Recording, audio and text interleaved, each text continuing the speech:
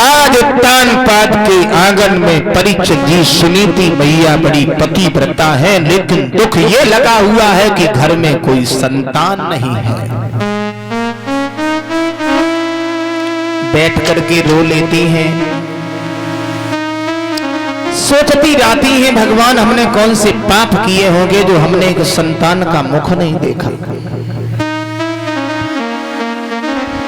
एक दिन का जिक्र है माताओं बहनाओं, सुनीति मैया ने अपने पति का हाथ अपने हाथ में ले लिया। आंखों में आंसू लेकर के सुनीति मैया अपने पति से कुछ शब्द कहने लगे। श्रीमन रो नहीं सुनीति, एक बात बताओ। देवी, रोने से किसी समस्या का समाधान नहीं होगा। मेरे गर्भ से कोई संतान पैदा नहीं हुई। कोई बात नहीं, ये भगवान की लीला है। कहना क्या चाहती हो? सुनीति बोली भगवान अगर आपकी आज्ञा हो तो मैं अपने दिल की बात तुमसे कहना चाहती हूँ। कहो कहो, दिल खोल के कहो, क्या कहना चाहती हो? आप दूसरा विवाह कर लीजिए। दाती को पीस के जवाब दिया, पागल हो गई तुम। विवाह? हाँ, शादी करने के बाद मेरी छोटी बहन के गर्भ से कोई ना कोई तो बच्चा पैदा हो जाएगा। उत्तानपाद कहने लगे देवी शायद तुम्हें ये पता नहीं है, संतान देना और ना देना और दे करके छीन लेना ये परम पिता परमात्मा की लीला होती है। सुनीति बोली महाराज मैं अभागिनी हूँ, मेरे गर्भ से कोई पुत्र पैदा नहीं हुआ, आप दूसरा विवाह कर लीजिए।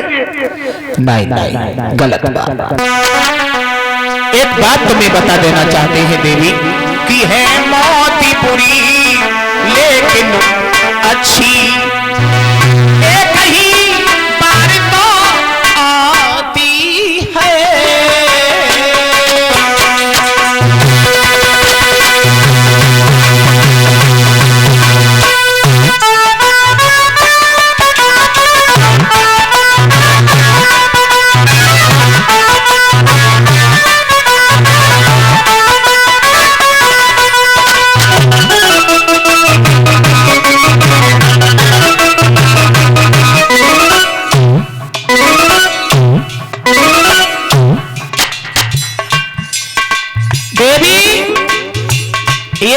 पहुंचो, ये कमजोर हो गई तुम रोते रोते। शौक चून की भी बुरी होती है, बिना मतलब की बात कहती हो शादी कर ले। सुनो मेरी बात सुनो, रोना बंद करो।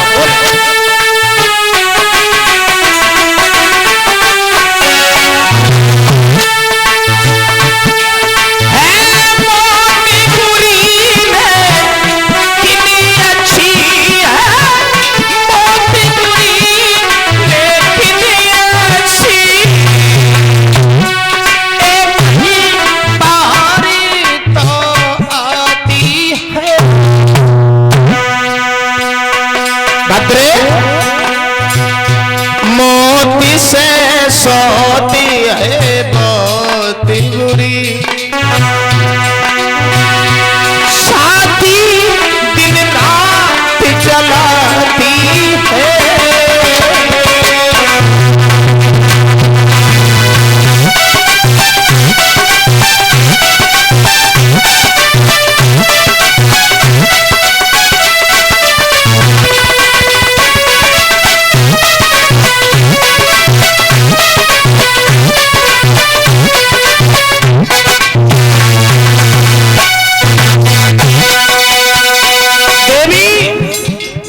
रोना धोना बंद करो।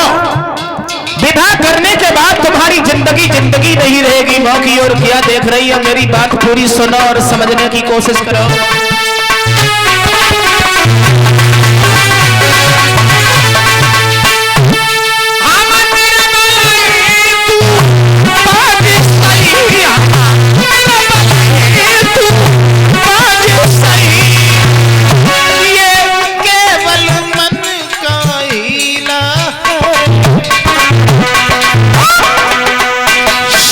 देना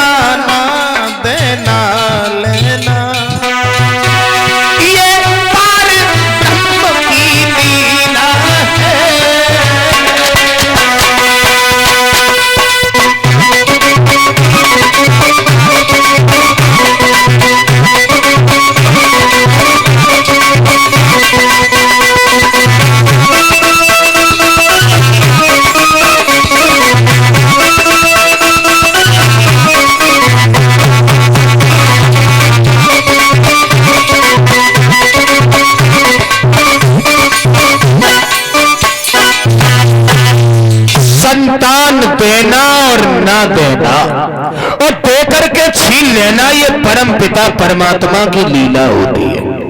बिना मतलब के रोती राती और चुपचाप रहो, हम शादी नहीं कर पाएंगे, समझ गए? सुनीति बोली महाराज आप विवाह कर लीजिए, हमारी बहन जब घर में आएगी उससे मैं कभी झगड़ा नहीं करूंगी।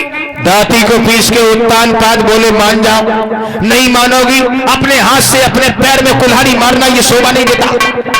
सुनीति बोली कर लो शादी, मैं कभी भिखारन बनकर के जिंदगी काट लूंगी लेकिन आपको कभी दुखी नहीं करूंगी। धन्य है भारत की नारी, मेरी माताओं मेरी बहनाओं, आज उत्तान पाद महाराज ने सुनीति मैया के कहने से दूसरा विवाह किया था। देखिए धन्य है वो पतिव्रता देवी, अपने पति के स्वाभिमान के लिए एक भिखारिन बन को तैयार होने लगी। भिखारिन बनने को तैयार हो रही, मैं भिखारिन बन जाऊंगी। धन्य है मेरे प्यारे भक्तों, सुनीति मैया ने कसम खिलाई है अपने पति को और कहा है कि महाराज आप दूसरा विवाह कर लीजिए। प्यारे भक्तों, कवियों की कल्पना तो ये है कि महाराज उत्तान पाद जो थे मैया सुनीति के बार बार कहने से लाला विवाह कर अवध में आए और खुशी सबने मनाई है।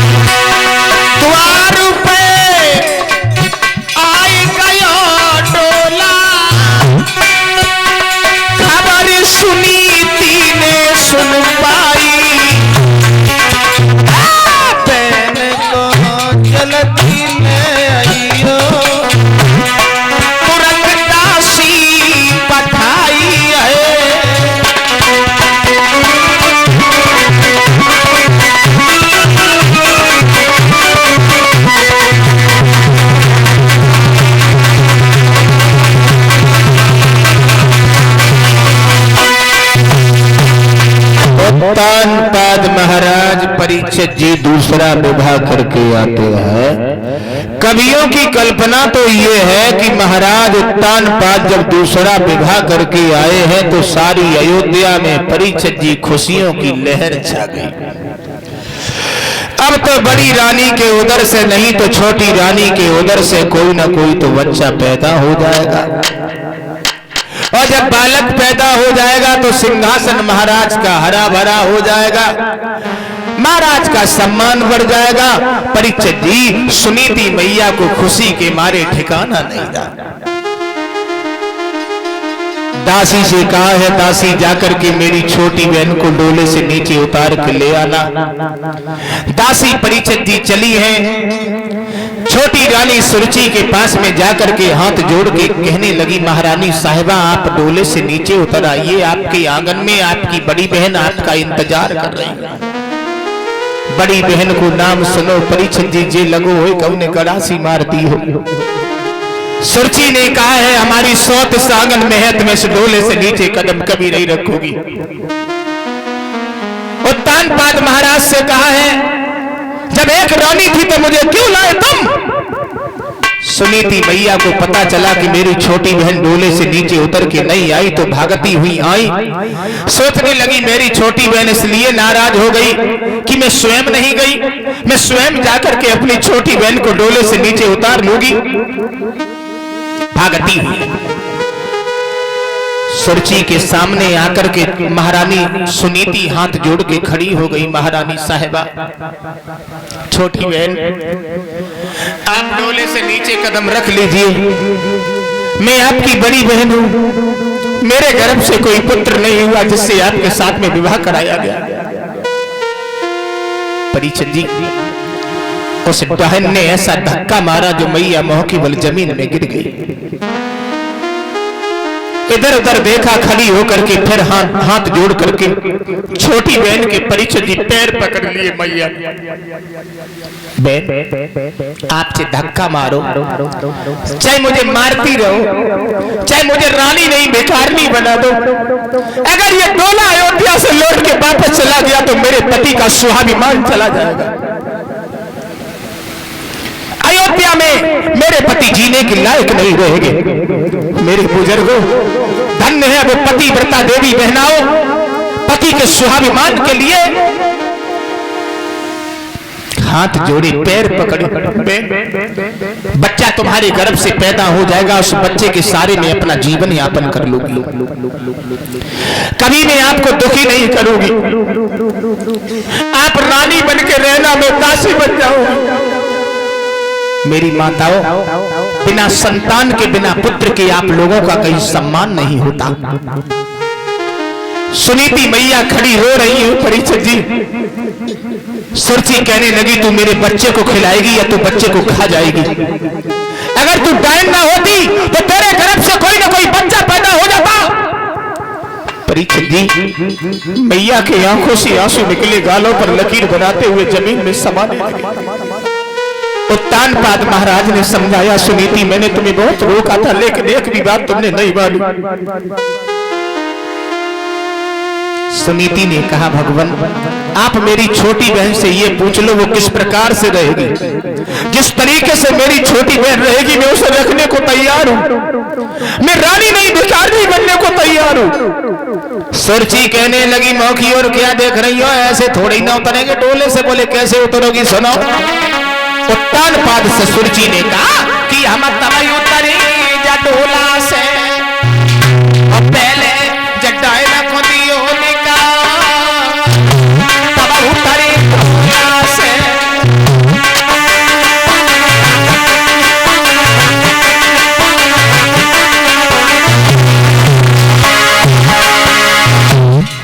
खड़े खड़े मौकी और क्या देख रहे हो, ऐसे थोड़ी ना उतरोगी। ये अगर रहेगी तो मैं नहीं रहूंगी, और मैं रहूंगी तो ये नहीं रहेगी। माँ की ओर मत देखो, रो ना दे, अपने आंसू पहुंचो, समझ गए? बोली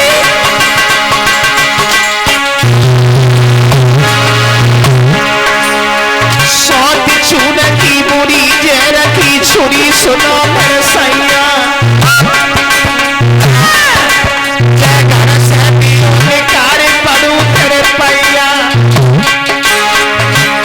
और अरे करके शादी मेरे संग में दीने बादर था, तब उतरे डोला से पहले जटाए न खुदी होलिका।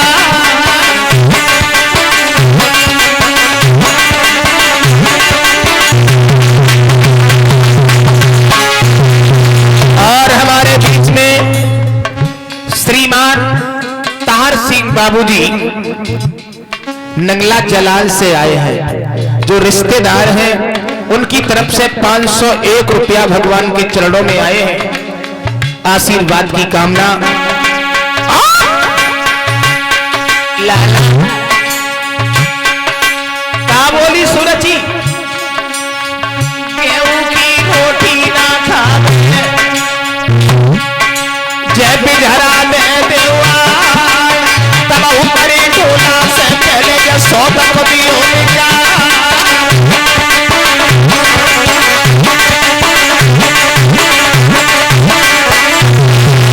और सुना अरे फटे पुराने वस्त्र पहने और पिराने की जाता तब ऊपरी टोला से पहले जगह न खुदी होने का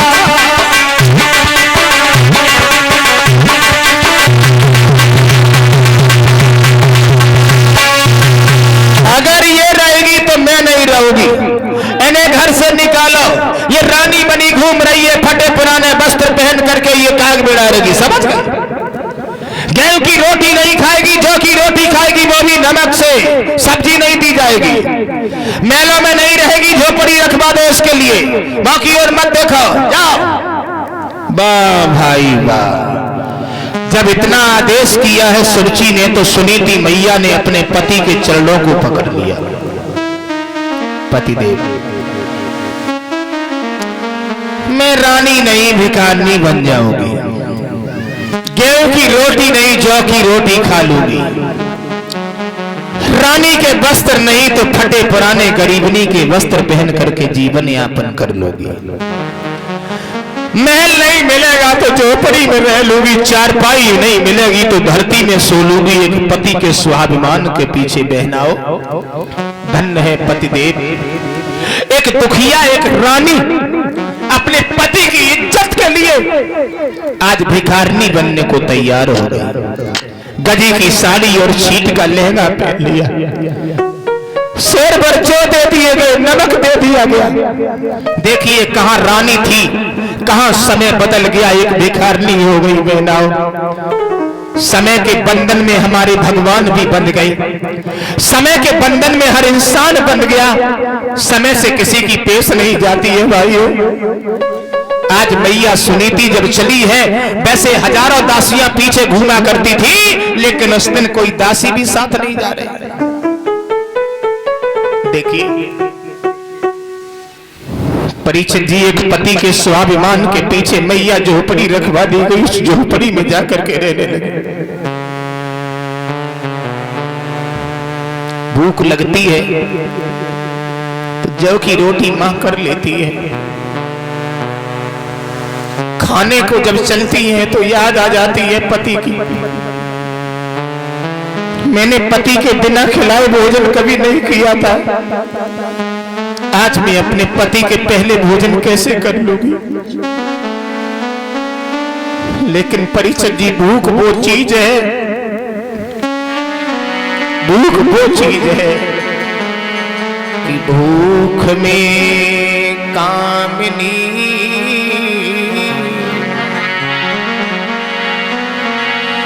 कंठ को त्याग देता, और भूख में डिग जावे बाल ब्रह्मचारी। भूख में जीव और जीव को खाए ले तो, भूख में वह सिंह ने गैया पछाड़ी। भूख से बढ़ने को मान घट जातो है, और भूख में छोड़ जात पतिव्रता नारी। भूख सी पीर काहू पे ना सही जावे, भूख सी पीर सब पीरन से न्यारी।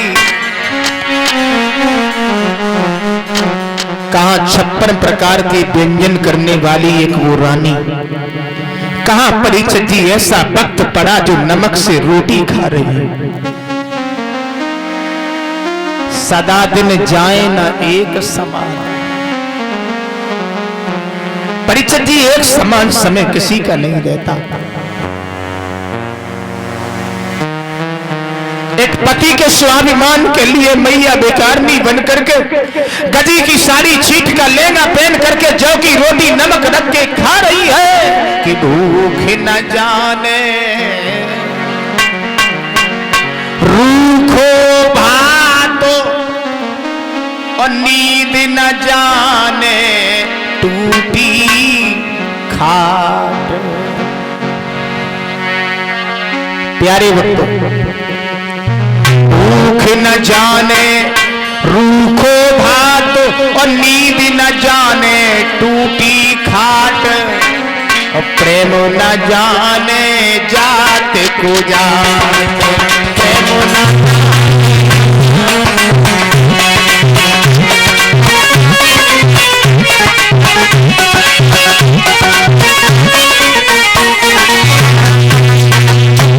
आज मैया सुनीति परीक्षित जी जौ की रोटी नमक रख करके ग्रहण करती हैं, लेकिन धीरे धीरे समय बदल गया। एक दिन मैया सुनीति ने माता बहनाओं, आधी रात्रि का समय था। आधी रात्रि के समय पर मैया सुनीति ने विचार किया है कि ऐसे जीने से तो मर जाना अच्छा, पति भी मेरे पास नहीं आते, अयोध्या की कोई देवी भी मेरा साथ नहीं देती, कोई दासी भी हमारे पास नहीं आती, बनी बनी के चेहरे पर लाखों निशान होते हैं, और जब बन के बिगड़ जाती है तो दुश्मन हजार। परीक्षित आता है बुरा वक्त तो आता है बुरा वक्त तो हर कोई टाल देता है, और गधा पे बैठ जाओ तो गधा भी उछाल। हाँ, बुरा वक्त जब आता है तो एक गुट्टी भी ठोकर मार देती है। वही सुनीति मैया का बुरा वक्त आया तो परीक्षित जी कोई दिखाई नहीं देता आसपास। बन जाते हैं लाखों मित्र जब पैसा पास होता है, और टूट जाता है करीबी में रिश्ता जो रिश्ता खास होता है। हितकारी व्यवहारी घरवारी परवारी सारी ही सब छोड़ जाते, कोई नहीं रहता साथ। कहने का हमारा मतलब है आधी रात्रि का वक्त था, मैया सुनीति अपनी झोपड़ी को छोड़ करके आधी रात के वक्त वो दुखिया अजमरवे कोरे दाई,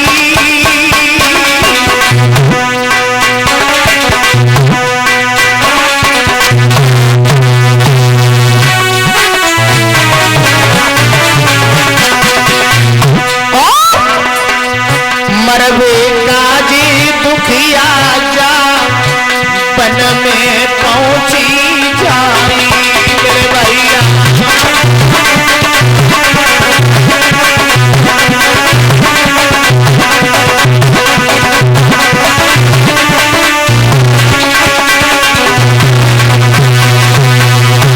प्यारे अरे लिखो बा अरे पिधना ने लिखो,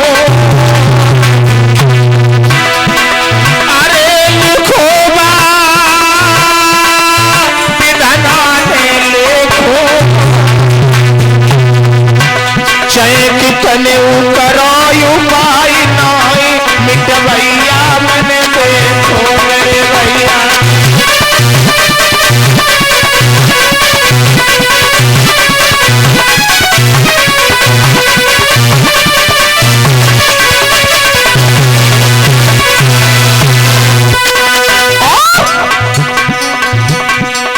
लाला अरे हरी हर बोला मेरे भैया, और ले वे को हरि नाम नाई वे को गम के भैया।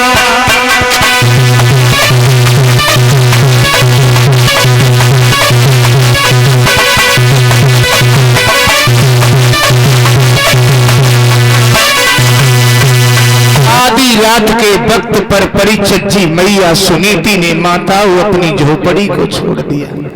श्री सुखदेव जी महाराज समझाते हैं राजन परीक्षित, जंगल में जाकर के मैया सुनीति पहुंच गई। परीक्षित जी सोचने लगी, हे देवताओं, हे मुनि वृंदो, हे वृक्षों, अगर मुझे तुम देख रहे हो तो मेरे पति से जाकर के संदेश पहुंचा देना, आज ये दुखिया अपने जीवन लीला को उसी जंगल में समाप्त कर देगी। परीक्षित जी, मां सुनीति अंधेरे कुआं में गिरने के लिए जा रही है। अंधेरे कुआं में गिरने के लिए चली, और जो परीक्षित जी कुआं में गिरने को मैया सुनीति चली, और वैसे ही देव ऋषि नारद बाबा का पदार्पण हो गया।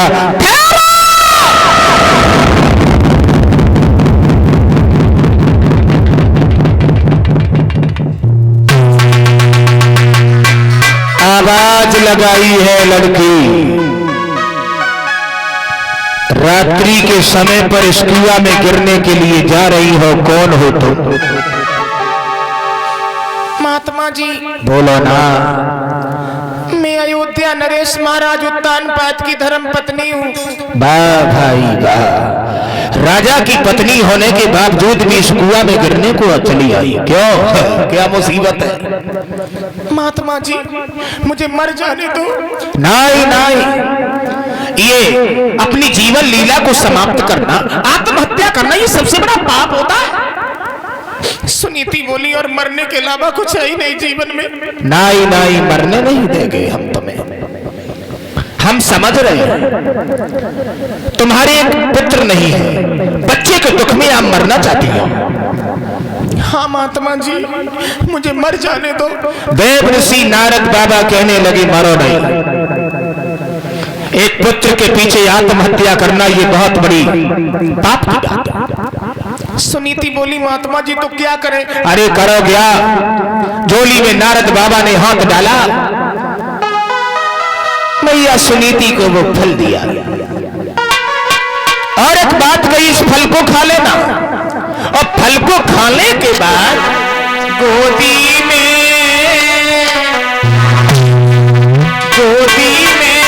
लला एकाया जाए गोगर लौट जाइयो।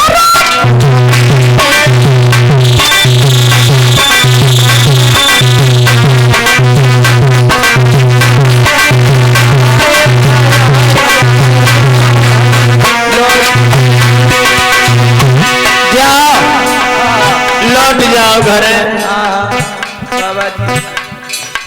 देवी फल को ग्रहण करने के बाद तुम्हारे गर्भ से बहुत सुंदर सा पुत्र पैदा होगा।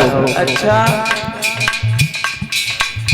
मेरी बात सुनो, आत्महत्या करना सबसे बड़ा पाप है लड़की। मेरी बात सुनो और समझो। बाबा जी मोर वचन चाहे पड़ जाए फीका,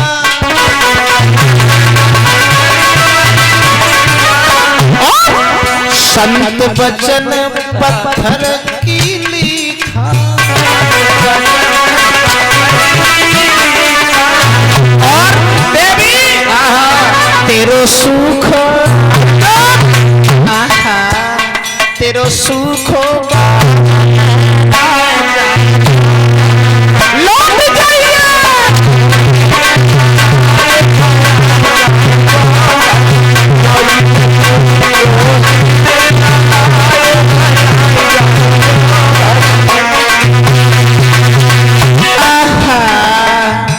बाबा गोदी में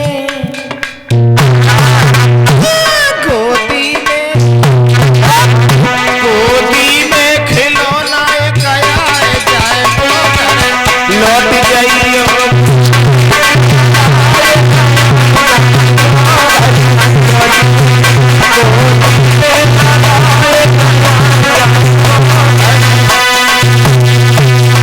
तुम्हारी गोदी में एक बहुत सुंदर सा पुत्र आएगा लड़की, और अगर लड़का पैदा ना हो तो मात महात्माओं के नाम पर कभी भरोसा नहीं करना। और ये कुआं भी कहीं नहीं चला गया, इसी कुआं में गिर करके अपनी जीवन लीला को समाप्त करना। खड़ी खड़ी मौत की ओर क्या देख रही हो, जाओ। परीक्षित जी, मैया सुनीति ने महात्मा देव ऋषि नारद के वचनों पर भरोसा किया। फल को लेने के बाद झोपड़ी में आती हैं, फल को ग्रहण करती हैं, भगवान श्री हरि के चरणों में उसी दिन से पड़ गई।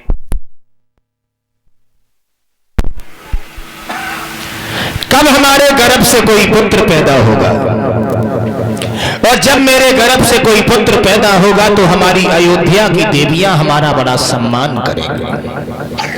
मेरे पति जब सुनेंगे कि मेरे गर्भ से कोई पुत्र पैदा हो गया तो हमारे पति हमारा बहुत सम्मान करेंगे।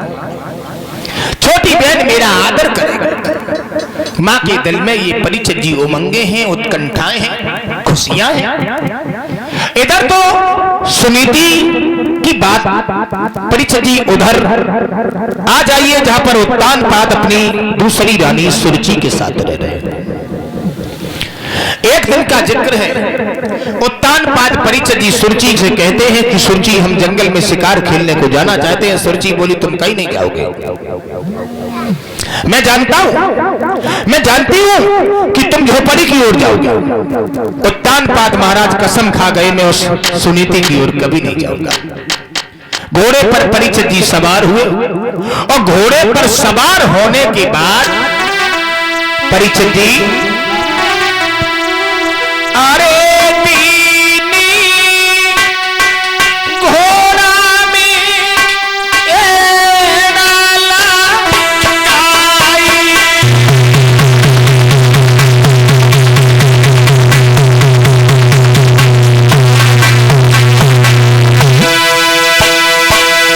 घोड़े पर महाराज उत्तानपाद सवार हो गए। हर परीक्षित जी घोड़े पर सवार होकर के जंगल में शिकार खेलने के लिए चले। देखिए विधि का विधान, परमेश्वर की गति, नारद बाबा का दिया हुआ वचन।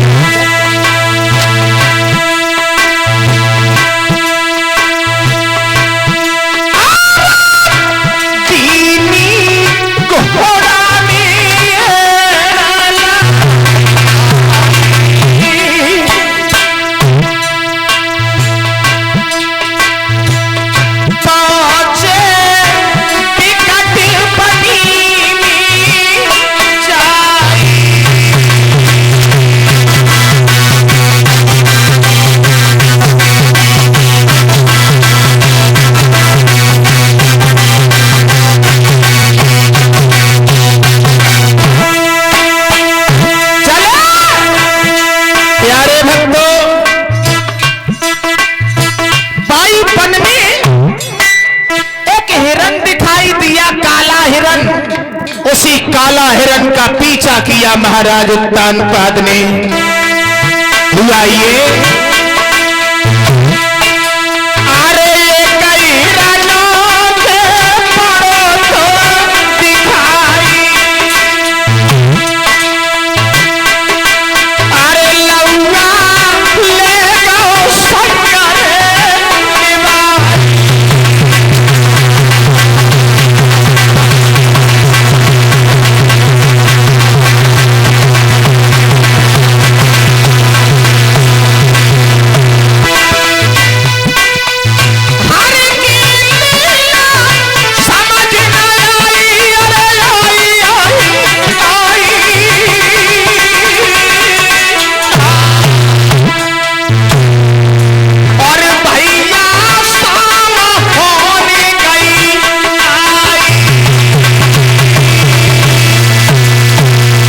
महाराज उत्तानपाद को वो हिरण दूर लेके पहुंच गया। नतीजा ये हुआ बुजुर्गों, शाम हो गई, सुरुचि को निद्रा ने दबा लिया, किवाड़ बंद हो गए। लौट के आए, मोर वचन चाहे पड़ जाए फीका, और संत वचन पत्थर को लिखा। परीक्षित जी उत्तानपाद महाराज ने देखा किवाड़ बंद है। चिल्लाते रहे सुरजी किवाड़े खोलो। कौन परीक्षित जी बोलने वाला है? उत्तानपाद बोले तुम सो हम गए। घोड़े पर सवार हुए और सवार होकर के उत्तानपाद महाराज अपनी प्राण प्यारी बड़ी रानी सुनीति के पास झोपड़ी के पास पहुंच गए। धीरे से आवाज लगाई है, सुनीति किवाड़े खोलो। बहनाओ, मैया के कान में आवाज तो पड़ गई, लेकिन मां ने सोचा आज हमारे पति आज क्यों आए? ऐसा तो नहीं है मेरी छोटी बहन ने हमें मारने को भेजा हो। कोई बात नहीं, पति के हाथों अगर हमारी मृत्यु हो जाएगी तो हमारा उद्धार हो जाएगा। किवाड़ सुनीति मैया ने परीक्षित जी जब खोले तो मां की नजर चेहरे की ओर नहीं गई, बल्कि पति के चरणों में पहली नजर पहुंच गई। आज मेरी कुटिया पवित्र हो गई, जो हमारे पति हमारी झोपड़ी के पास आए। झपट करके दोनों पैर पकड़ लिए मैया ने। भगवान, आज मैं अपने को बड़ा सौभाग्यशाली समझ रही हूं जो हमारे पति के दर्शन हो गए। शरीर जर्जर हो गया था, कमजोर हो गई थी वो मां।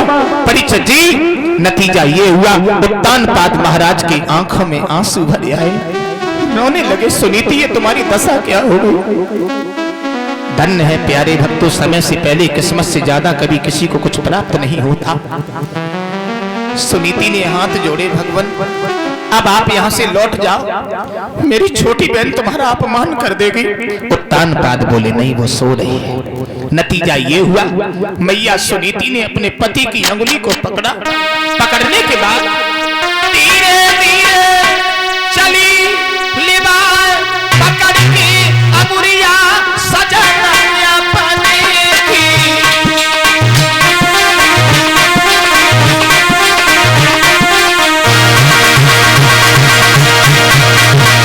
प्यारे। धन्य है वो सुनीति,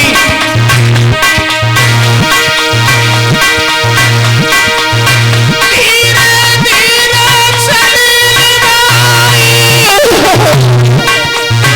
पकड़ी अगुरिया सजनी अपने की।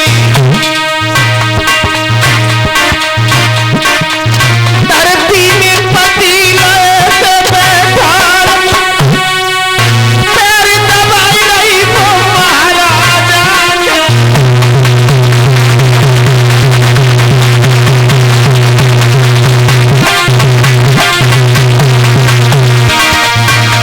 पति के चरणों को दबाने लगी। माताओं, धन्य है वो मां।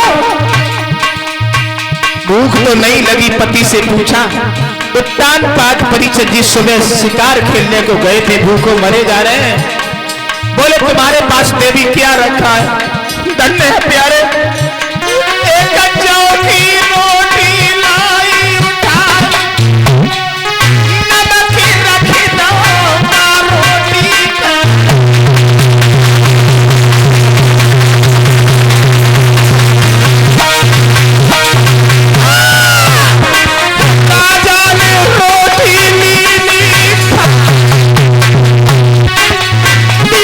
समय को चक्र दिला